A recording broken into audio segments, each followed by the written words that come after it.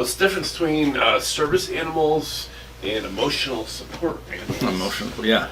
So that's a big to do in the world of real estate and property management, because we have a lot of landlords that say no pets. A service animal is not a pet, and I'm sure people would argue that an emotional support animal is not a pet either. The service animals are protected by the American Disabilities Act, and so a landlord cannot prohibit someone from renting their property if they have a no pet policy and that tenant has a service animal.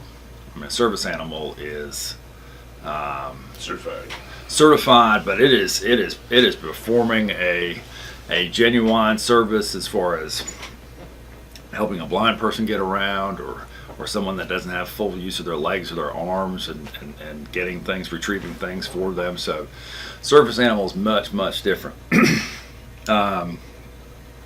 Service animal is registered.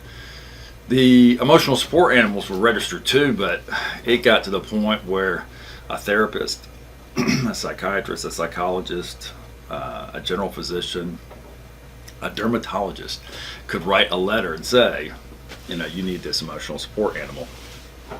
So their abuses were starting to happen, and anybody that wanted a pet was just getting one of these letters.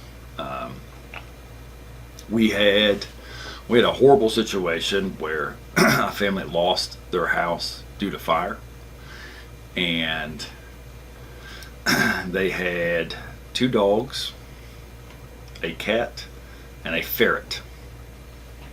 It was a husband and wife, a son and a daughter. Well, each got registered, those animals, as an emotional support animal. So we had a ferret registered as an emotional support. And I don't have anything against ferrets, and I don't have anything against cats. I mean, I own cats myself. They're outdoor cats, but I own cats. Cats and ferrets can mark their territory in a house, and they can get into the subflooring, and it is very expensive to the landlords. Dogs do damage, but dogs do different kinds of damage. Kind of damage that a cat does, marking its territory, is when it gets into the subflooring, it's disastrous to the landlord. So that's something we need to be careful about. And of course, I'm sure people have emotional support animals that are cats, but I've never seen a cat as a service animal. I don't know if anybody can get cats to do anything for them. But and so I think where it really hit the fan last year is there was a flight, and a guy had a peacock as an emotional support animal.